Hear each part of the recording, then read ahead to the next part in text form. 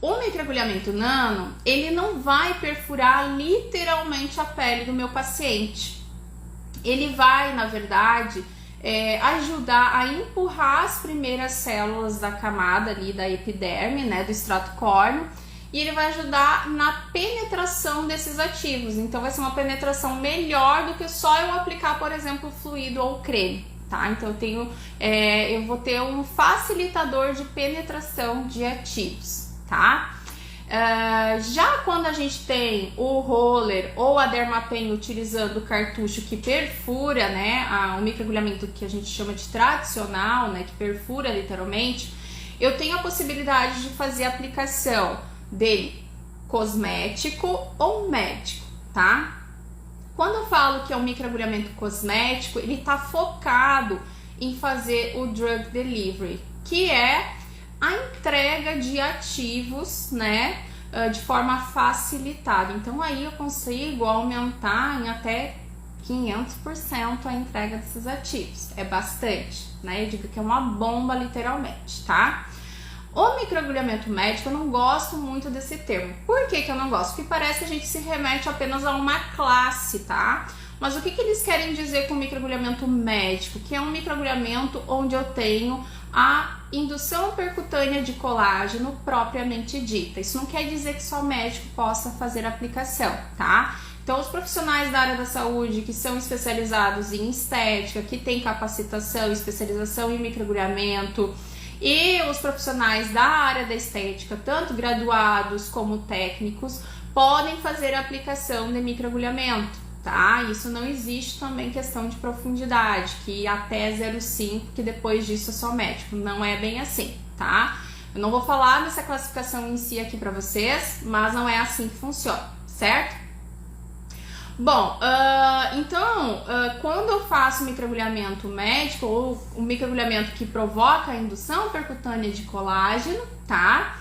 Eu vou ter um processo inflamatório, né, mas bem reduzido se eu for fazer esse processo, se eu for fazer essa aplicação até a junção derme-epidérmica. Porque vocês sabem o que determina ele ser cosmético ou médico?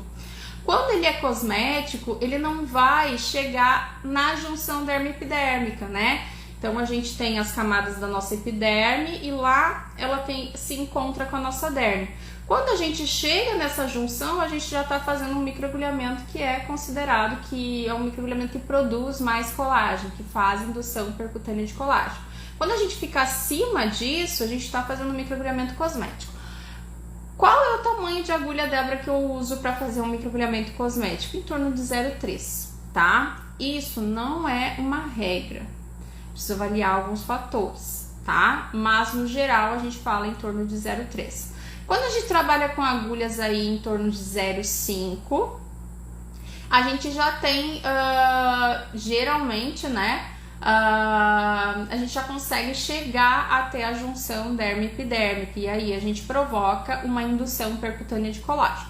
Porém, estudos recentes, entre aspas, não tão recentes assim, mostram que o microagulhamento cosmético também tem a capacidade de induzir a produção de colágeno em menor escala, mas ele também tem, né?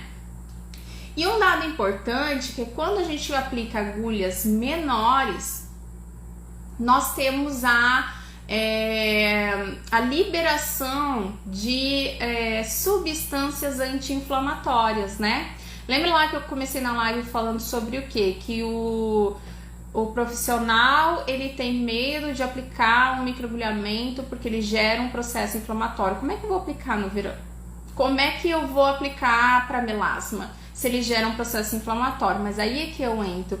Qual é a profundidade que você está utilizando e qual é o dispositivo que você está utilizando, a técnica que você está utilizando de microagulhamento, que isso importa bastante.